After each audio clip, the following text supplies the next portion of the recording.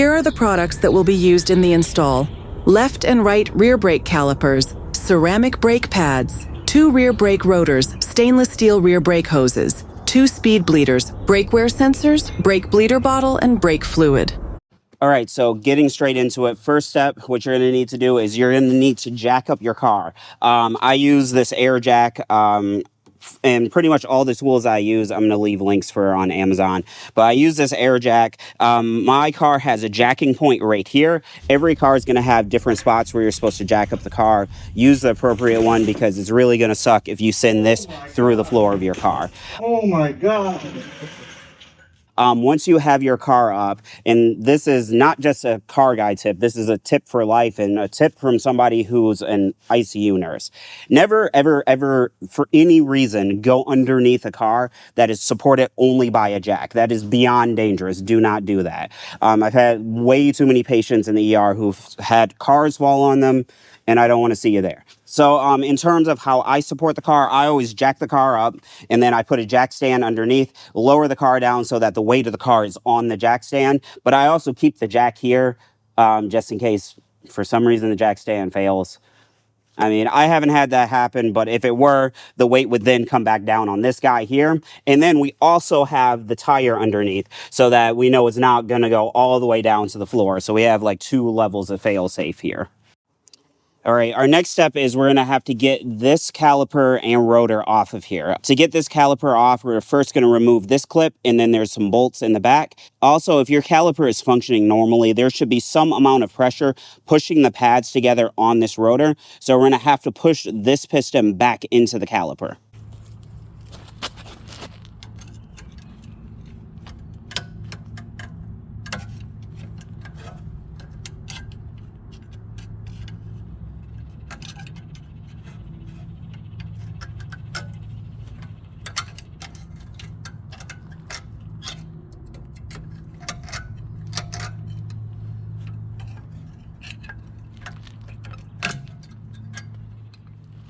All right, so now to get this piston to go back into the caliper, there's actually a tool for that. I'll link it in the description. I don't have one. I keep saying I'm going to buy one, and then every time I do brakes, I do what I'm about to show you guys.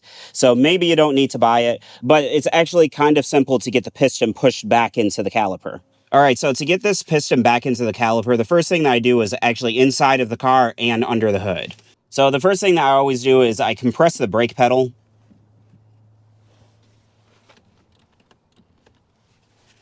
Giant spider on this thing. Oh my God.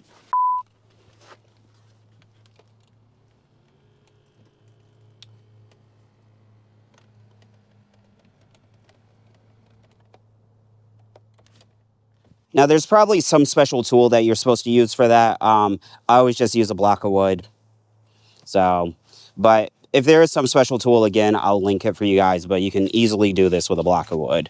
Now, the next thing that you'll need to do is figure out where your brake fluid reservoir is. For mine, it lives underneath the cowl where the cabin filter and all this stuff is. There's so much junk under here, so I'm gonna have to vacuum. But anyway, mine lives under here. And so what you're gonna wanna do is open the cap on this, and you're gonna need to keep a close eye on how much brake fluid that we have left, because what we really don't want to do is run this dry and then run out while we're like trying to bleed the brakes, and then we have to bleed all of the brakes. Okay, so the next thing we're going to work on doing is getting these brake lines off.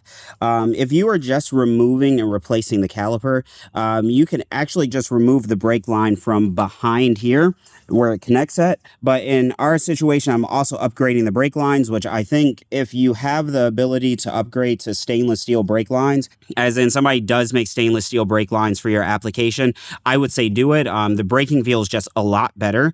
And then on top of that, the stainless steel brake lines are a lot more durable because instead of, just a piece of rubber, you have a piece of braided stainless steel on top of the rubber. So it's a little bit stronger. All right, so to remove the brake line from the body, there's just this little bracket that holds it, and then we're going to grab a wrench and then put one up here and one down here, and we're going to see if we can get it to turn out just fine. All right, so now that we have this caliper disconnected from the rest of the brake system, it should make things a little bit easier if we're trying to compress this caliper. So we're going to throw this C-clamp on here. We're going to try to get it all the way around the caliper. And you can see We get the piston pushed back. All right, so now to get this caliper off, we're going to use this 19mm wheel socket. It doesn't have to be a wheel socket, it's just what I have. Of course, I have the camera underneath the air hoses. So hold, please. I think another thing of note is you guys probably have seen me using a whole bunch of air tools. You don't necessarily need air tools to do this job. I've done it plenty of times with just hand tools, but electric tools and air tools will definitely make this job a lot easier.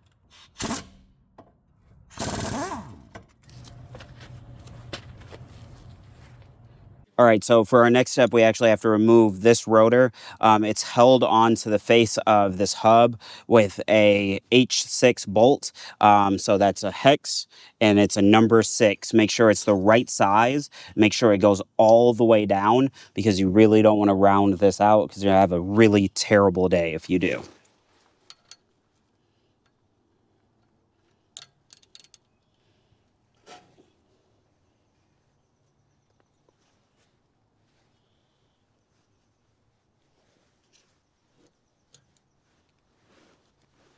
Just like that.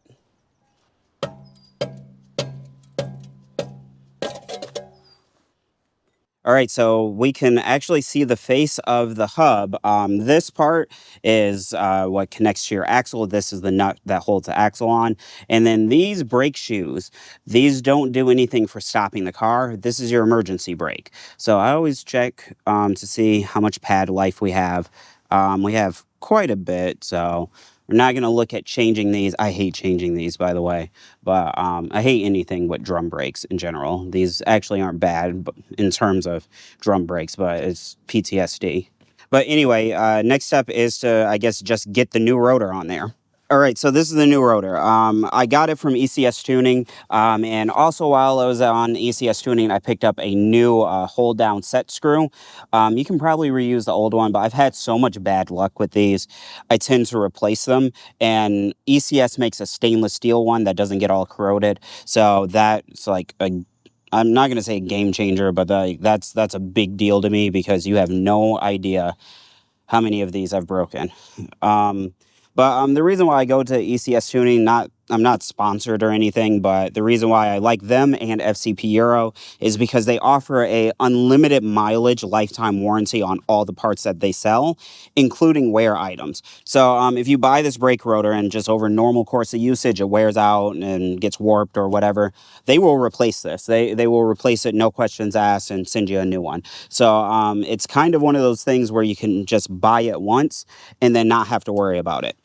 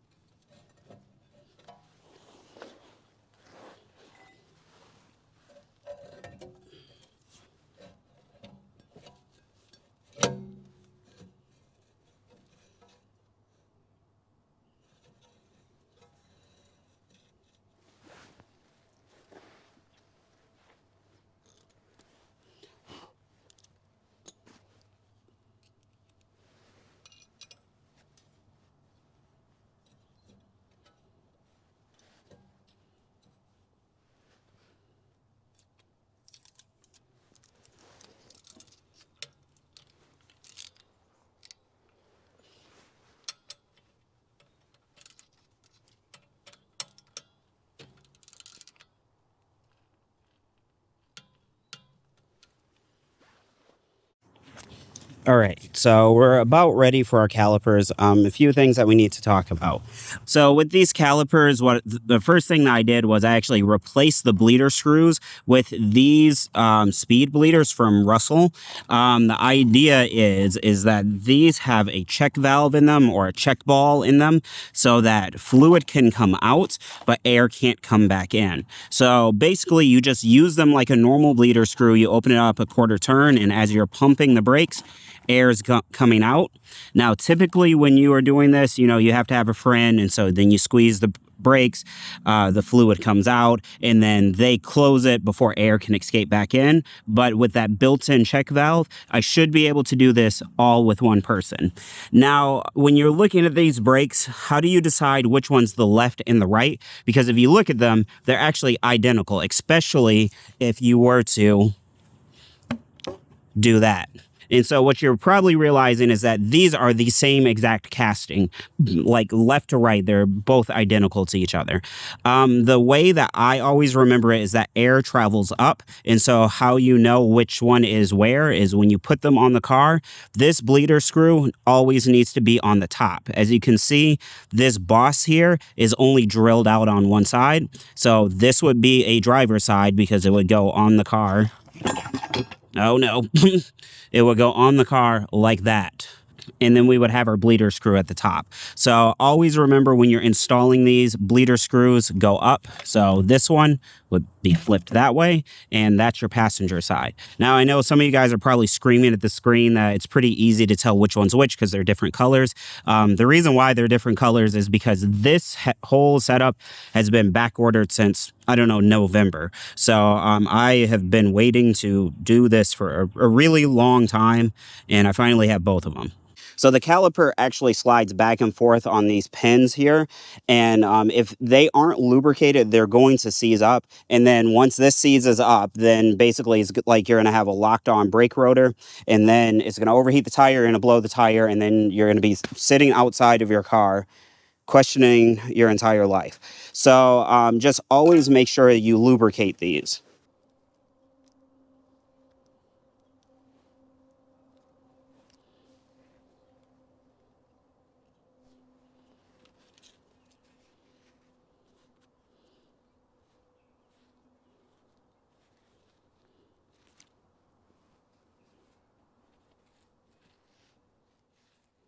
Now, something important with these is I know some people think that this is just petroleum jelly that's on here.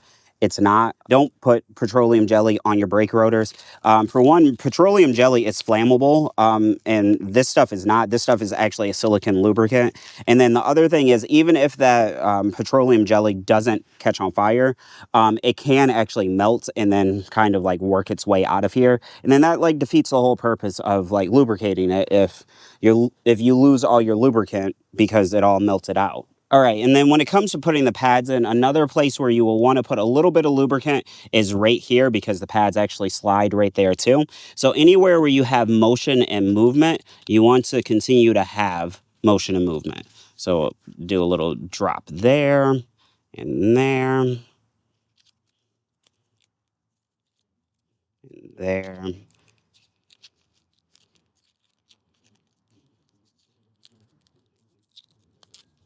And there. All right, and so now it's kind of time to put it all back together, right? So in terms of how it goes together, and so obviously this part slides on here where we looped the pins before, right? So that goes like that. So that's perfectly easy. And then when it comes to the pads, you'll notice you have two different pads. You have one with a clip and then one that has nothing on the other side. This is your front pad or the outside of the car, and then this one goes towards the inside. It has this clip because on the inside of this piston, there's actually a ring, and this clip fits in there so that the pad doesn't fall out. All right, so been destroyed by mosquitoes, but I got it in there, right? And then this one, like I said, this one goes on the front.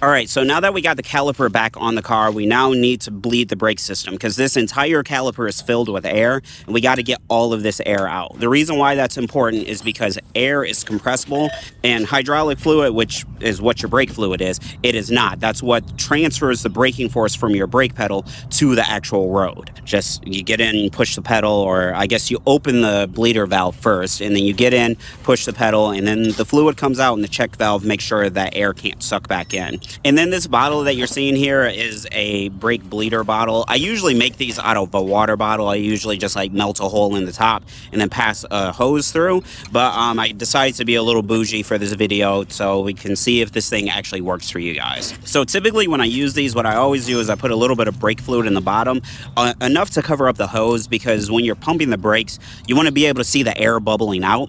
And then on top of that, which you shouldn't have to worry about this with the speed bleeders. Maybe I'm being paranoid, but at least with regular bleeders, what you don't want is to get some regurgitation where you let off the brake pedal and it sucks back some air. Well, if that tube is submerged in brake fluid, it's actually just going to suck back some brake fluid. And so by doing that, basically what you're doing is just making a fluid seal. So then if your partner or your speed bleeders or whatever doesn't close the valve fast enough so that air doesn't, escape back into the bleeder, it's not going to suck back air. It's just going to suck back more brake fluid. All right, so it's now even later, and I'm still on the driver's side. Oh my God. So what appears to be the case is that they sent me the wrong hardware.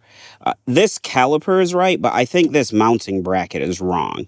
As you can see, there's a huge gap in between the face of the pad and the edge of the rotor, and likewise inside. And like if we look on this side, that's not really the case. So I think they just sent the wrong mounting bracket. But see, like the problem is that it's actually like the last one that they have. So I've waited for months and months and months and months for this part to show up, and it's the wrong part.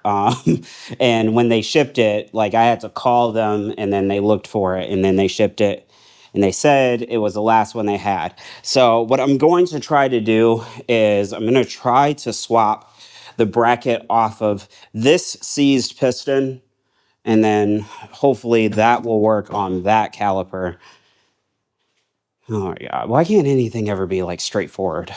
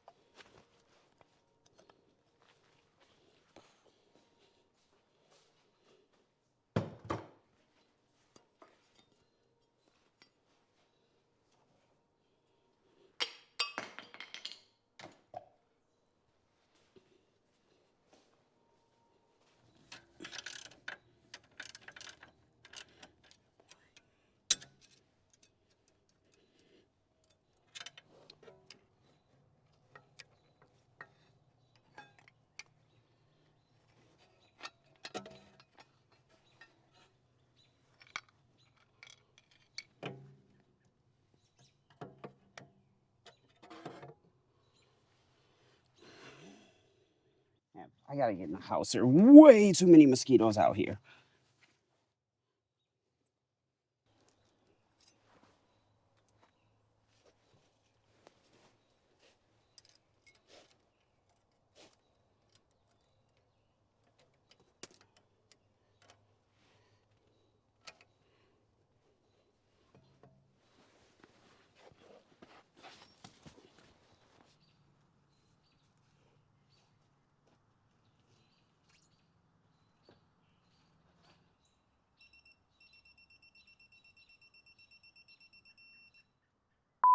All right, I'm back. It's a few days later. There's pollen everywhere, so I'm probably gonna die in the process of filming this, but whatever. So it's been a few days. I've driven around on these brakes. Everything feels fine. The pedal feels actually better than it did before, as much as I can remember all the way back from October. So overall, this was a success. I just kind of wanted to do a little bit of a debrief and talk about some of the problems I encountered along the way. As you guys saw, one of the first problems I had was getting the brake line out. The way the brake lines work on this car is they're not like pivot, or they don't have like a swivel on them. So as you are tightening it into the brake caliper, it is loosening it from the body of the car and vice versa. So the problem I was having was trying to like loosen it from the car was pushing up against the caliper. I mean, okay, that's not like the biggest issue in the world, except for the hose was in the way of filming. So I ended up cutting mine. I don't think you have to cut yours if you're looking to replace them. It was just easier for me filming and getting my arms in there and whatnot. The other thing of note, and I haven't edited the video yet, so hopefully I remember to put this in here, but I ran into a problem with the caliper bracket. The caliper bracket was wrong. I'm not sure what model E60 this is from. I've had lots of issues trying to get rear brakes on this car because all of this happened like in October or November of last year, and parts for this car have been back ordered. The 535i has a brake caliper that's not shared with other BMW models, which is very rare. And so the part that they sent, the caliper bracket was wrong, but the caliper itself was correct. So what I ended up doing was swapping that caliper onto my old caliper bracket, and there we go. The caliper bracket was so far out of spec, I couldn't actually get the tire back on. So that was actually kind of like a big problem. But like I said, I just had to use the old one. Now I have to reach out to Rock Auto, which is where I bought them from, to see what they're going to do, because at the time I ordered it, they said it was the last one. They had plenty of passenger sides, just like everybody else. But for some reason, the driver's side is hard to come by, and BMW discontinued them. So I have to see what Rock Auto wants me to do in terms of the core exchange, because the part I'm sending back isn't the part they sent me, but whatever. But yeah, I think that's pretty much it in terms of problems. Other things that, oh, I guess there is one more problem. And I don't know if I want to call it a problem, but it's something that happened. So that brake bleeder bottle that I was using, typically I make one. I just take a water bottle and melt a hole in the cap and I put a hose through. But I actually bought one this time. Amazon sent the wrong one twice. Okay, so just be aware if you order that, just make sure you get the one that you ordered. So the one that I ordered is with the magnet and it has the hose on the inside. The first time they just bottle. The second time they sent a bottle with the magnet, but they did not send the hose on the inside. So third time's the charm, I guess, and they sent the right one. And then I guess the other new thing that I tried out was the speed bleeders. Those things are pretty phenomenal. I was kind of skeptical at first, but I've never been able to bleed brakes by myself that effectively. So everything works just like a normal bleeder. You just crack it open a quarter turn, you push on the brake pedal. Everything feels the same for me within the car. And then the cool thing is I was able to look back on the camera and I can see the fluid coming out and I can see like little air bubbles and everything. And I just kept going until it felt fine, closed the bleeder. And then after that, I pushed on the pedal again to get the piston to make the pads contact the rotor, and we were done. So yeah, very, very impressed with those, like to the point where I probably will put them on all of my cars going forward whenever I do some type of brake upgrade. Those things are amazing. The only thing that I will say of note is that if you look on Amazon for these, like I did for my specific car, Amazon says there's nothing compatible. And that's because Amazon's not really like a car place. So that's not surprising. How I found the ones for my car, because when you look, Amazon says, no, there's no options for this car. What I did was I looked up what the thread pitch of my bleeder screw was, and I just ordered that bleeder screw. The actual easiest way to do that is to actually just look up on FCP Euro. So you can go on FCP Euro and then search your specific BMW, and then it'll show you all the part numbers, or you can go to Real OEM and it'll also give you all the part numbers and the thread pitches and everything. So however you want to find them, whether if you look on FCP Euro or realoem.com or however you find it, just find it, find the right thread pitch, and then throw them into your calipers. You will thank me later. It just makes life so much easier. But overall, I think that's pretty much all that I have to say for this video. If you've been following my channel for a while, you know this video format's a little bit different than what I typically do. I'm trying to like separate the content types a little bit, because what I've noticed is that people like the DIY content, but they don't like the vlog content mixed in with it. So I'm kind of trying to separate it into 2 separate videos. So if you actually do like the vlog content with me talking about what's going on with all the rest of these cars and whatnot, that video is coming in about a week or so. It's actually live now on Discord. So if you're a channel member or a Patreon member, it's live for you guys. And if not, I guess you guys will wait for a week and see it later. So yeah, I think that's pretty much it. So just sound off in the comments, like, subscribe, do all the YouTube stuff that I'm supposed to tell you how to do that I never remember to tell you guys to do. And then I guess I will see you guys in the next one. Peace out, homies.